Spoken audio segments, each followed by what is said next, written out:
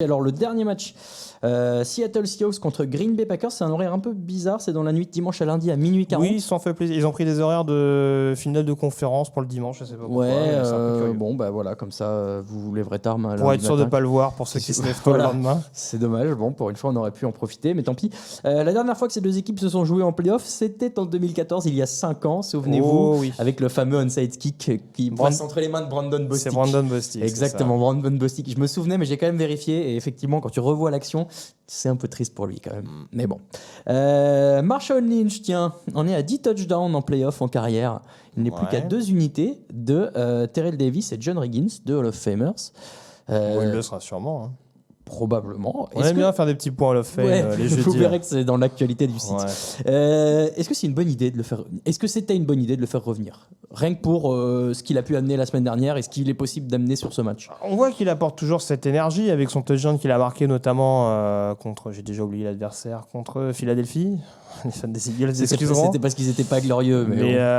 Non, mais bon, en l'occurrence, voilà, on a vu qu'il apporte quand même ce physique qui n'est pas trop du côté de Seattle pour marquer son territoire. Après, j'ai toujours des réserves. Si tu me poses la question, j'en avais l'année dernière quand il a signé chez les Raiders.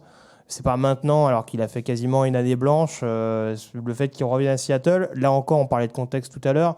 La semaine dernière, il joue... en tout cas, quand il revient, il joue contre les 49ers à la maison, etc., etc. La semaine dernière, il joue quand même une équipe qui a été extrêmement irrégulière de toute l'année. Là, il joue quand même une équipe qui est un peu plus aguerrie. À l'extérieur, au Lambeau, où là, l'ambiance ne sera clairement pas en faveur des Seahawks. Non, pas trop. Très franchement, je reste quand même mitigé là-dessus. Ça fera vendre des maillots, au pire. Oui, après, on voit encore une fois que cette équipe de Seattle, malgré les nombreux bobos qu'il y a au sein de l'équipe, bon, globalement, c'est une équipe qui va se battre jusqu'au bout. Et à l'image du match de 2014, voilà, il ne faudra clairement pas les enterrer jusqu'au bout, surtout de ce que nous montre Green Bay depuis le début de la saison et du fait qu'on a encore beaucoup de points d'interrogation, notamment au niveau de cette attaque. Alors, on ne va pas commencer par parler de l'attaque, on va parler de la défense d'abord, puisque paradoxalement, est-ce que c'est cette défense qui peut faire gagner Green Bay? Pour étayer ta future réponse, je te donne quelques éléments de stats. Tu as 2 joueurs à plus de 12 sacs, Zadarius et Preston Smith. Enfin, Zadarius Smith et Preston Smith, qui ne sont pas frères, mais qui ont le même nom, ça arrive. Le deuxième meilleur plaqueur de la ligue, qui est Blake Martinez, le linebacker. Et tu as les cornerbacks J.R. Alexander et Kevin King, qui tous les deux sont à 32 passes défendues sur l'année. Donc c'est une défense qui pèse littéralement sur le match. Elle pèse dans le game, quoi. Elle pèse dans le game, bien vu. Ouais. Est-ce que c'est ça qui te fait gagner ce match-là et peut-être voir un peu plus loin? En tout cas, à mon sens, oui, il y a quand même cette possibilité du côté de Green Bay où on sait que Mike Pettine s'est un peu loupé sur certains matchs. Je pense encore et toujours à ce match de saison régulière contre les Eagles à domicile, mais globalement, voilà, cette défense de Green Bay, elle est vraiment capable de serrer les tons, on dira, autour de cette attaque. Et c'est ça d'ailleurs qui m'inquiète pour Seattle, c'est qu'encore une fois, Russell Wilson va faire du Russell Wilson, va être capable de se débrouiller éventuellement pour prolonger les jeux et pour aller chercher des first downs. DK Metcalf va sans doute être sollicité sur le jeu profond, vu qu'en plus, voilà, on va dire il a la main chaude, avec notamment son match important fait du côté de Philadelphie. Maintenant, c'est vrai qu'il y a du répondant en face. Il va tomber sur un Kevin King qui a quand même le gabarit pour essayer de l'enquiquiner un peu, pour jouer en presse, pour le secouer un petit peu. Donc c'est sûr que ce match-up-là, avec en plus en face le match-up entre Jair Alexander et Tyler Lockett, où ça va jouer un peu plus dans l'explosivité, dans la vitesse, et où ça reste peut-être assez excitant, mais où ça peut également tourner à l'avantage du cornerback de Green Bay. C'est là déjà où Seattle, je pense, à la passe, même avec un Russell Wilson capable de faire des miracles, ça peut se compliquer. Et où là, en l'occurrence, on peut sentir beaucoup plus de pression sur Marshawn Lynch.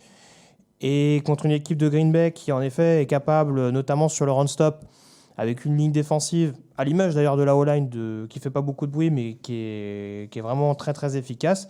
Les pass rushers dont tu parlais tout à l'heure, qui s'en sortent également très bien sur le run-stop, ça peut, quand même, à terme, je pense, contre une équipe qui a marqué que 17 points, entre guillemets, contre les Eagles, quand cette défense des Packers qui est quand même extrêmement solide et quand elle se met en format playoff, on l'a vu du côté de Minnesota, peut être extrêmement dangereuse, ça peut quand même être quelque chose d'assez compliqué et je suis quand même relativement inquiet pour cette attaque de Seattle à l'orée de ce match.